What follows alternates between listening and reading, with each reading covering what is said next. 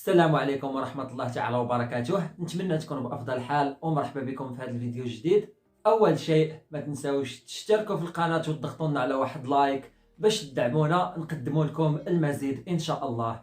اليوم جينا نهضر لكم على واحد المشروع مربح اللي بزاف باغيين يبداوه لكن ما عندهمش معلومات كافية عليه. إذا اليوم غادي نهضر لكم على هذا المشروع هذا وغادي نقول لكم الآفاق ديالو وكذلك المميزات ديالو. وبلا ما نطول عليكم بالهضره وندخل لكم في لي ديتاي. المشروع هو بلاي ستيشن، محل بلاي ستيشن.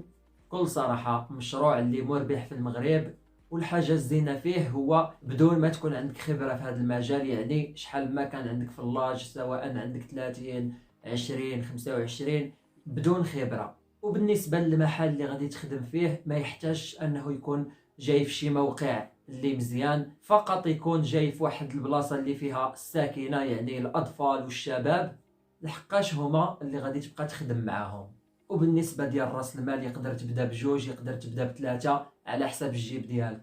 في الاول يقدر تبدا بجوج ديال البليات ولا بثلاثه، ومن بعد كي دير راس المال غادي تقدر تزيد بزاف، يقدر دير حتى 5 ولا 6 ولا 7 على حسب الحجم ديال المحل ديالك. وبليات غادي تبقى تخدم بالبلي 3 وبلي 4، هادو هما اللي مطلوبين حاليا في المغرب. وكذلك حاول تقدا شي تلفازه اللي تكون مزيانه وعندها الشاشه واضحه. دبر شي تلفازه على حساب 1200 درهم ولا 1300 درهم وبدا بها. وبالنسبه اللي كيسول واش كنحتاج شي رخصه، واش كنحتاج شي حاجه، داكشي على حساب السيكتور ديالك، على حساب الحي ديالك. غادي تمشي عند المقدم ديال الحي ديالك وغادي تسولو، تقول له واش نخدم بالرخصه ولا نخدم بشي التزام ولا بالنوار. هو غادي يقول لك الا كان الحي ديالك كيخدم بدون الرخصه غادي تخدم بدون الرخصه، والا كان عندكم شي مقدم اللي معكس شويه غادي دير الرخصه ديالك قانونيه وما عليك والو. وبالنسبه للارباح اخوتي ديال هذا المشروع، يقدر تربح حتى ل 6000 درهم، ويقدر كذلك انك تضاعف الارباح بواحد الطريقه، وهي انك دير شي كونطوار ديال المأكولات بحال شيبس وبيمويات، ويقدر دير شي ثلاجه هكا دير فيها العواصر في الصيف. وكذلك يقدر دير القهوه ولا مهم بحال هاد الحوايج هادو اللي غادي تضاعف بهم الارباح ديال الشهر. ويقدر كذلك تزيد معاها فوتوكوبي اذا كان عندك شويه اتساع، ولا يقدر تبقى تعمر الالعاب. يعني ساهل. تعمقوا في هذا الشيء، بحثوا شويه في يوتيوب، سولوا الناس اللي عندهم خبره في هذا المجال. والمشروع اخوتي بكل صراحه مربح. وحاولوا اخوتي ما امكن تكونوا بعاد على شي مدرسه باش ما يكونش عندكم مشكل من بعد.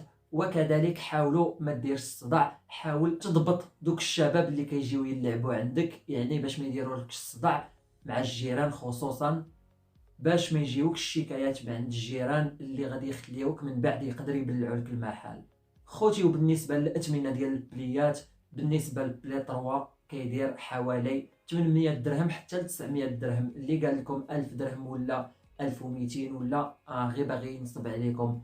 بلي 3 ما تفوتوش فيه 800 حتى ل 900 درهم. وبالنسبه للبلي 4 ما يفوتش 3000 درهم. وحاولوا انكم تشريو بليات سليم، الماركه ديالهم تكون سليم.